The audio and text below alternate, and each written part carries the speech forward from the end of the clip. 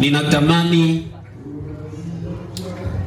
katika siku ya leo, ninatamani tupitie katika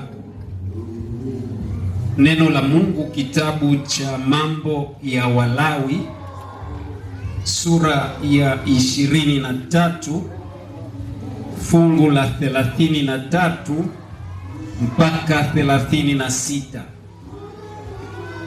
Mambo ya Walawi 23 33 mpaka 36. Haleluya. Makambi ya mwaka huu yanashughulika na marejeo ya Kristo mara ya pili. Ndio maana wimbo mkuu unao pigwa kwenye makambi mwaka huu ni 161, piga panda Yesu anakuja.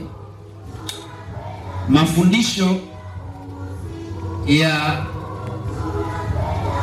unabii yanalenga kuja kwa Yesu mara ya pili. Mafundisho makuu yanalenga kuja kwa Yesu mara ya pili. Halikadhalika katika mafundisho ya ndoa. Sasa kuna jambo moja ambalo natamani tulielewe katika siku ya leo na linaweza likatusaidia. Kuanzia kesho tutaanza kuangalia hivyo vitu, lakini leo ninataka tujifunze nini maana ya makambi, na makambi tunaweza tukayasherekea kwa namna gani wakati huu, ili yaweze kuwa na mvuto na wokovu katika maisha yetu. Sasa niombe niisome Mambo ya Walawi kama jinsi nilivyokuambia, 23:33 mpaka 36. Neno la Mungu linasema, kisha Bwana akanena na Musa na kumwambia, nena na wana wa Israeli waambie, siku ya 15 ya mwezi huo wa 7 ni sikukuu ya vibanda, muda wa siku 7 kwa Bwana. Siku ya kwanza kutakuwa na kusanyiko takatifu, msifanye kazi yoyote ya utumishi. Mtamsongezea Bwana sadaka kwa moto siku 7. Siku ya 8 kutakuwa na kusanyiko takatifu kwenu, nanyi mtamsongezea Bwana sadaka kwa moto. Ni mkutano wa makini huu, msifanye kazi yoyote ya utumishi. Nachotaka kukisema katika mchana wa leo, makambi yetu ya mwaka huu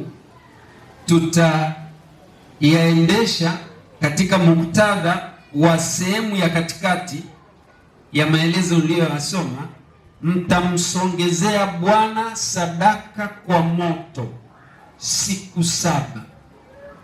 Kwa kweli Waisraeli walikuwa wanakuja. Kuna desturi ya Wasabato ya kudhani kwamba sadaka ya kambi itatolewa tu siku ya kufunga kambi, yaani siku ya Sabato, Jumamosi. Lakini kwa mujibu wa aya niliyoisoma, walikuwa kila siku wakija wana dhabihu ya asubuhi na dhabihu ya jioni, na walikuwa wakimsongezea Bwana sadaka kwa moto. Kwa nini kwa moto? Ilikuwa ni sadaka ya kuteketezwa. Kwa maana hiyo, tutakuwa na ibada makini kila siku.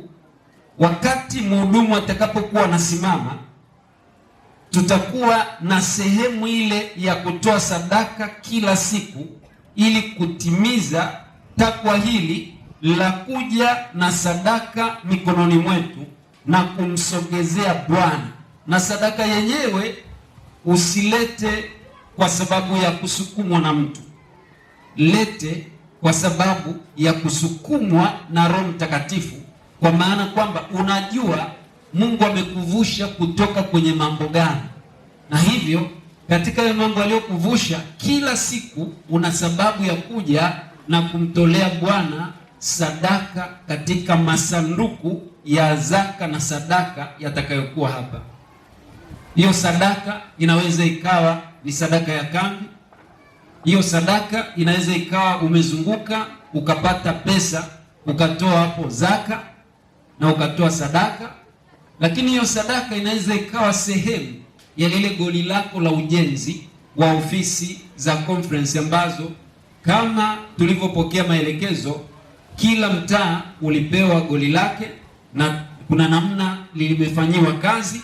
Na hiyo sadaka pia, katika sehemu ya hiyo sadaka utapaswa kuisogeza mbele za Bwana, ili utakapotoka hapa utoke ukiwa na baraka. Ndio maana nimeanza kwa kuonyesha umuhimu wa sikukuu ya vibanda katika siku ya leo. Lakini naomba nizungumze kitu kingine cha ufahamu kidogo. Sikukuu ya vibanda zamani ilikuwa ikisherehekewa tofauti kidogo na jinsi ambavyo tunasherehekea leo. Sikukuu ya vibanda kwa mujibu wa kitabu cha Roho ya Unabii kinachoitwa Tumaini la Vizazi Vyote, ilikuwa ikisherehekewa wakati wa zamani, ilikuwa ikisherehekewa pale ambapo Israeli walitoka huko walikokuwa kwenye nyumba zao na walifika katika eneo alilolichagua Bwana, na walikata majani mabichi ya mitende na yale majani wakatengeneza vibanda. Ndio maana inaitwa sikukuu ya vibanda, kwa maana kwamba walikata majani, walivyoyakata wakatengeneza vibanda, na majani yenyewe sharti yawe ni mabichi yenye kijani kibichi, ambapo Israeli yote walipokusanyika katika eneo lile waliloambiwa, kulikuwa kuna kijani kibichi kila kona, wakiwa wanakaa kwenye vibanda. Maana yake ni nini? Walikuwa wakifanya sikukuu kumshukuru Mungu na kukumbuka maisha yao walioishi jangwani katika mahema na vibanda. Kwa hiyo ile sherehe ilikuwa ikiwakumbusha ni nini ambacho kimefanyika huko nyuma. Lakini haiishii hapo, ilikuwa ikiwakumbusha mambo ambayo Mungu aliwafanyia, ambayo wao wenyewe wasingeweza kuyafanya. Ilikuwa ni neema ya Mungu tu. Kuja kwako katika makambi ya mwaka huu hakutakusaidia kitu kama hutapata muda wa kuketi chini na kufanya mahesabu yako na kuona wapi Mungu alikokutoa mpaka hapo alipokufikisha. Haleluya! Wangapi wananielewa mpaka hapo? Kwa hiyo ile sikukuu ya vibanda ilikuwa kazi yake ni kukumbusha jinsi ambavyo Israeli alisafiri katika jangwa. Ukisoma kitabu cha Hesabu sura ya 9 fungu la 17 mpaka fungu la 23, utaona hayo maneno nayo yasema, na kila lilipokuwa likiinuliwa lile wingu juu ya ile hema, ndipo wana wa Israeli waliposafiri, na mahali lilipokaa lile wingu, ndipo wana wa Israeli walipopiga kambi yao. Kwa amri ya Bwana wana wa Israeli walisafiri, na kwa amri ya Bwana walipiga kambi. Wakati lile wingu lilipokaa juu ya maskani, walikaa katika kambi yao, na lile wingu lilipokawia juu ya maskani siku nyingi, ndipo wana wa Israeli walipolinda malinzi ya Bwana, wala hawakusafiri.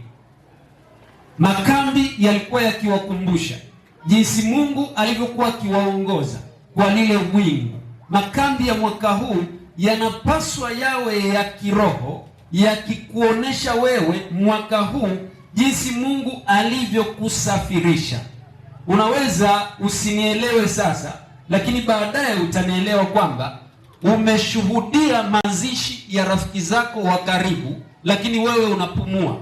Hiyo ni sababu ya kwanza kabisa ya kumshukuru Mungu, kwa sababu yule tuliyemzika alikuwa sio kwamba alikuwa ni mwovu sana mpaka tukamzika na wewe ukabaki kuwa hai. Hilo ni la kwanza. Lakini kuna wakati mtoto wako amesoma, wakati wa jirani yako amerudishwa. Kuna mtu ambaye ulienda kulima naye shambani, lakini wewe umepata mazao, yeye amekosa. Kuna mtu mnayefanya biashara moja amefanikiwa, Mungu anataka aone shukrani yako. Kesi kubwa ambayo tunakabiliana nayo siku hizi ni pale ambapo sasa tunaweza tukaanza kusukumana katika kumtolea Bwana, na hapo baraka hazipo. Mungu anahitaji upige hesabu, ukae chini, uangalie baraka aliyokupatia. Mpaka leo kuna wanakwaya wanaimba hapa, wengine makoo hayakubali kuimba. Kwa hiyo haya mambo yote kama jinsi tunavyoeleza yanafaa ukae chini ufanye tathmini. Nimekusomea hiyo sehemu moja, walifanya makambi kama sehemu ya kumshukuru Mungu kwa hilo ambalo nimelisoma hapo. Lakini naomba nikupeleke mbele kidogo. Sikukuu zilizokuwa zikiadhimishwa zilikuwa ni sikukuu 7 katika matukio matatu. Bwana Yesu asifiwe. Sikukuu 7 katika matukio mangapi? Walikuwa wakikusanyika mara 3. Katika kitabu cha Kutoka sura ya 23 fungu la 14 na 17 anasema, mara 3 kila mwaka utaiweka sikukuu ya mikate isiyotiwa chachu. Utakula mikate isiyotiwa chachu kwa muda wa siku 7 kama nilivyowaagiza, kwa wakati uliowekwa mwezi wa Abibu, kwa maana ndio mwezi uliotoka Misri. Wala hapana mtu atakayeonekana mbele yangu na mikono mitupu.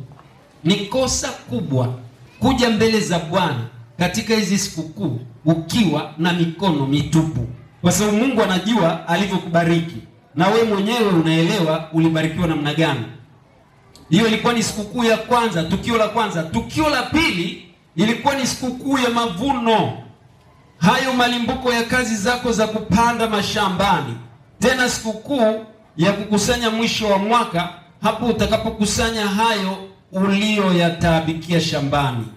Na sikukuu nyingine ilikuwa inaitwa sikukuu ya majuma. Bwana Yesu asifiwe. Hizi 3 ambazo zilikuwa zikisherekewa, ndani yake kulikuwa kuna haya matukio matatu ya sikukuu, ndani yake kulikuwa kuna sikukuu 7. Naomba niseme sikukuu ya kwanza iliyokuwa inawakusanya ilikuwa ni sikukuu ya Pasaka. Ndani yake kulikuwa kuna mikate isiyotiwa chachu, kulikuwa kuna sikukuu ya Pasaka yenyewe, na kulikuwa kuna sikukuu ya malimbuko. Sikukuu ya pili ilikuwa ni sikukuu ya mikate, sikukuu ya Pentekoste, na sikukuu ya 3 ilikuwa ni sikukuu ya vibanda. Nisikilize sasa, naomba nikuambie, hizi sikukuu zote 7 zilikuwa zikilenga kazi ya ukombozi wa Yesu Kristo. Zote 7. Ya kwanza ilikuwa ikimwakilisha Yesu Kristo aliyeutoa mwili wake usiokuwa na dhambi, akafa kwa ajili yetu. Ndio maana iliitwa ni sikukuu ya mikate isiyotiwa chachu. Walikuwa wakifanya hii sikukuu, lakini baada ya Yesu kufa msalabani, sikukuu ilifika mwisho na haiadhimishwi tena, kwa sababu ukisoma kitabu cha Wakolosai sura ya 2 kuanzia fungu la 14 mpaka 16 ameeleza vizuri habari ya sikukuu hii. Anasema mtu asiwahukumu tena kwa ajili ya sikukuu wala miandamo ya mwezi, kwa maana mwili ni nini? Ni Kristo. Kwa hiyo ile mikate isiyotiwa chachu ilikuwa ikitolewa kama kivuli. Yesu alivyokuja uhalisia ukakutana. Kwa hiyo sasa hakuna haja tena ya sikukuu ya mikate isiyotiwa chachu, kwa maana tunaye Yesu ambaye amejitoa kwa ajili yetu. Sikukuu ya pili ya Pasaka ilikuwa ikimwakilisha Kristo aliyesulubiwa msalabani akamwaga damu yake. Walikuwa wakichinja kondoo, lakini baada ya Kristo kufa msalabani anakuwa ni Pasaka wetu, na hivyo hatuna haja tena ya kuleta kondoo. Sikukuu ya malimbuko ilikuwa ikiwakilisha Yesu Kristo aliyefufuka, limbuko la kwanza kwa waliokufa kaburini. Kwa hiyo waliokuwa wanaleta yale malimbuko kanisani wakaambiwa sasa haya malimbuko mtakuwa mnayaleta kama sehemu ya sadaka kwa ajili ya Injili, kwa maana Kristo alikwisha kufufuka. Sikukuu ya Pentekoste walikuwa wakileta mavuno waliyovuna shambani, wanafanya sikukuu ya kusherekea, lakini Roho Mtakatifu alivyomwagwa na watu 300 wakabatizwa kwa siku moja, basi sikukuu ya Pentekoste iliishia pale. Hizo zilikuwa ni sikukuu za mwanzo ambazo tayari Waadventista wa Sabato hatuhangaiki nazo tena, kwa maana zimebebwa na tukio la Kristo kufa msalabani. Sikukuu iliyofuata hapo ilikuwa ni sikukuu ya Baragumu. Sikukuu ya Baragumu ilikuwa ikipigwa, Israeli wote wanakusanyika patakatifu ili kukaribia sikukuu ya upatanisho, kwani atakapoingia hekaluni, wale ambao walikuwa wamekaa kizembe bila kupeleleza nafsi zao waliadhibiwa na kufa kwa moto kutoka mbinguni. Lakini wale ambao hawakuhudhuria kabisa kwenye sikukuu ya upatanisho, baada ya kuhani kutoka, kwa maana taifa lilikuwa linatakaswa, walienda kutafutwa na vijana wenye nguvu, wakaletwa, wakapigwa mawe mpaka wakafa. Hiyo ilikuwa ni tukio la hekalu la duniani. Sasa naomba nikwambie, katika hekalu la mbinguni kwa sasa, zile njuga na manga yaliyofungwa, yaliyokuwa yanawaonyesha Israeli kwamba kuhani yuko karibu mlangoni, ni matukio ya siku za mwisho kama tunavyoyaona: vita, mauaji, ukatili, ndoa za jinsia moja, transgender na vitu vyote ambavyo unaviona duniani. Kelele zimekuwa nyingi za matukio, na hivyo Yesu yu karibu mlangoni. Kwa hiyo unapokaa sasa, unapaswa ujitahidi ili Mungu akusaidie uelewe kabisa haya matukio unayoyaona, Yesu yu mlangoni. Wenzako waliposikia kengele zinazidi, walisogea karibu na hekalu, wakaanza kutubu dhambi zao, kwa maana Bwana alikuwa yu mlangoni, ili atakapotoka wewe sehemu ya wale watakaobadilishwa na kwenda kuishi na Kristo miaka 1000 kule mbinguni. Bwana Yesu asifiwe. Namaliza ubiri langu, ninarudia kusema sikukuu zote zimeisha. Sikukuu ya Baragumu ni ule ujumbe wa malaika watatu ulioanza mwaka 1844 mpaka leo. Sikukuu ya upatanisho, Kristo yuko kwenye hekalu la mbinguni akitupatanisha na Baba. Sikukuu ya vibanda ilifanyika wakati ule kushukuru kile Mungu alichotufanyia, lakini ikilenga ujio wa Yesu Kristo atakaye kuja kuwaokoa wanadamu. Ila leo sikukuu ya vibanda tunaifanya tukimshukuru Mungu kwa kutubariki, lakini kwa kutoa sadaka ambayo itaenda kukuza kazi ya Injili. Naomba nikwambie neno moja, hata sadaka ya ujenzi wa makanisa, hata sadaka ya ujenzi wa conference, hata sadaka ya ujenzi wa nyumba ya mchungaji, zote hizo sadaka utakaposhiriki kuzitoa hizo sadaka, pale ofisini kuna watu watapanga mikutano ya Injili. Wengine wakishapanga mikutano ya Injili na utaratibu wa maendeleo ya kanisa, lile tukio litakapoenda kufanyika, wewe utahesabiwa miongoni mwa wale waliopanga ile mikakati. Ndio maana wengine watashangaa wakati Yesu atakapokuja kuwakomboa, mtu anapewa taji ambapo ndani ya hiyo taji kuna nyota nyingi zikiashiria watu wengi ambao aliwaokoa. Kwa hiyo nataka tu nikujengee wazo kwamba sadaka yoyote inayolenga katika maendeleo ya kazi ya kanisa kuanzia juu mpaka chini, hiyo sadaka safari hii iwekee kipaumbele na muombe Mungu utoe kwa moyo wa kupenda. Bwana Yesu asifiwe. Usitoe kwa moyo wa manunguniko. Kambi katika zama zile lililenga kuja kwa Kristo na shukrani. Kambi tunalosherekea sasa hivi, ndio maana hatuweki vibanda, tunatoka nyumbani na kurudi nyumbani. Kambi tunalosherekea sasa hivi inalenga sisi kuleta shukrani kwa Mungu, lakini pamoja na hayo kuendeleza kazi ya injili iliyoko kwenye Mathayo inayosema enendeni ulimwenguni kote mkawafanye watu wote kuwa wanafunzi. Bwana Yesu asifiwe. Ukileta sadaka ya shukrani inaenda kufanya kazi ya kuongeza dira na wokovu kwa wengine. Ukileta sadaka ya ujenzi inaenda kufanya kazi ya kuongeza na kupanua wigo wa kuhubiria wengine.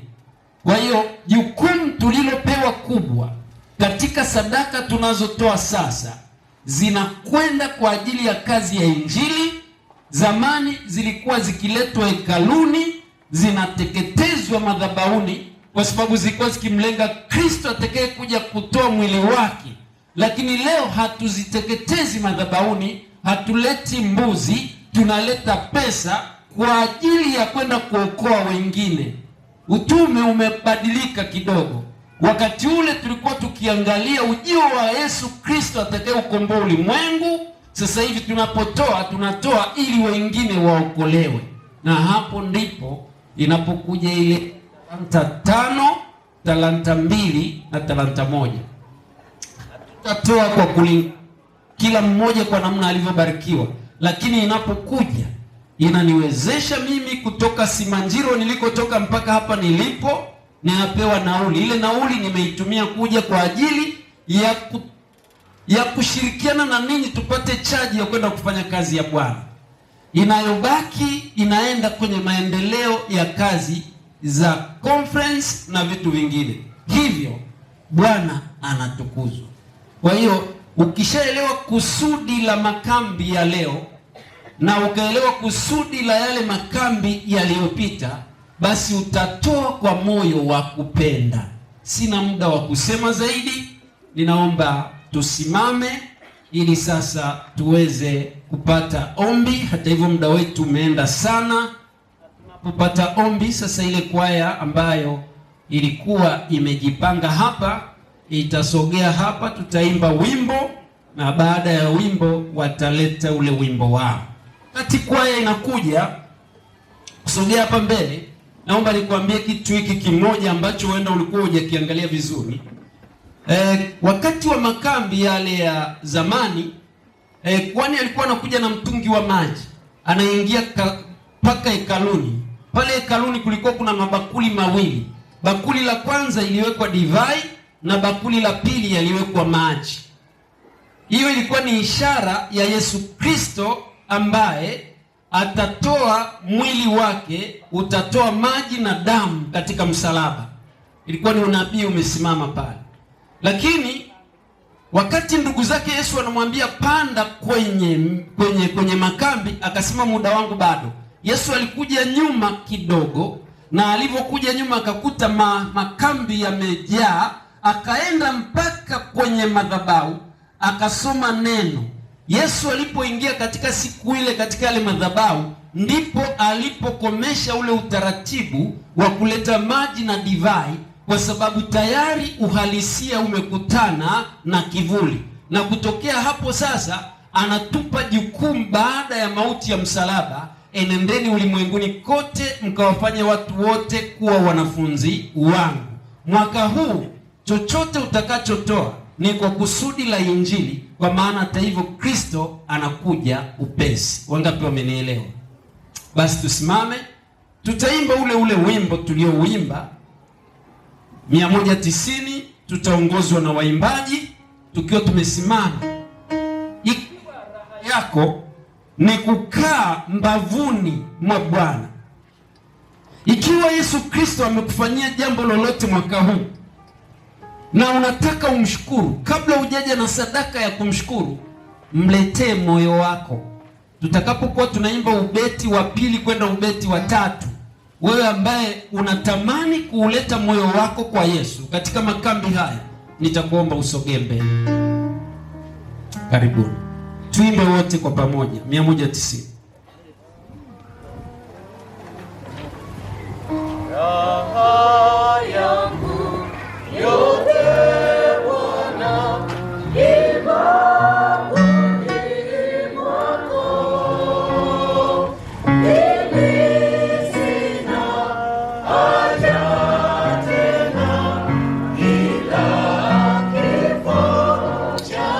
Imba kwa furaha.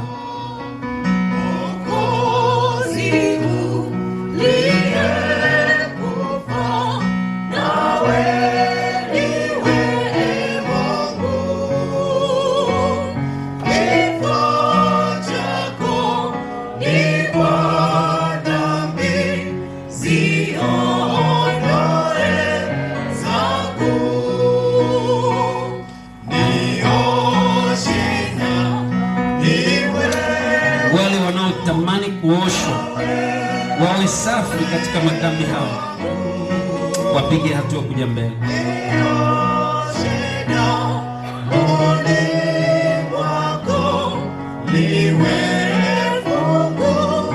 Kama unatamani kuwa fungu,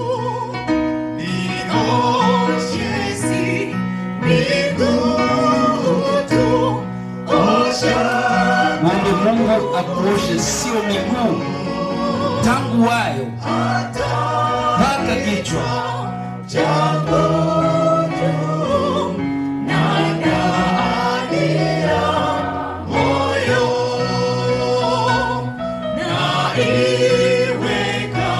Iwe kafara.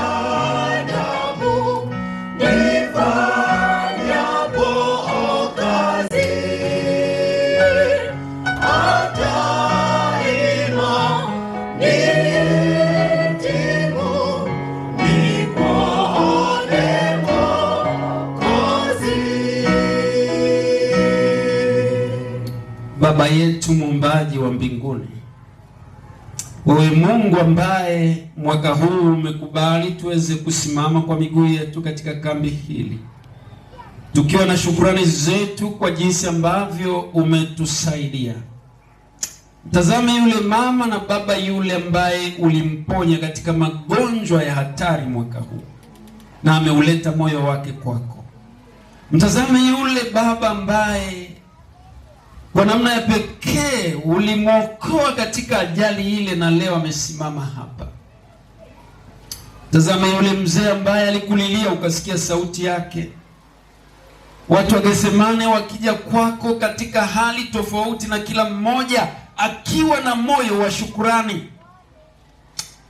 Bwana, mchana wa leo ninaomba tu kwa ajili ya shukrani za mioyo yao. Hata ilifika mahali wakasema kama si wewe Israeli na aseme sasa, na wakakiri ukuu wako. Ninaomba Bwana, pokea sadaka ya mioyo yao, na kwa sababu wamekubali kuitoa mioyo yao, ifanye isikie neno lako linalookoa.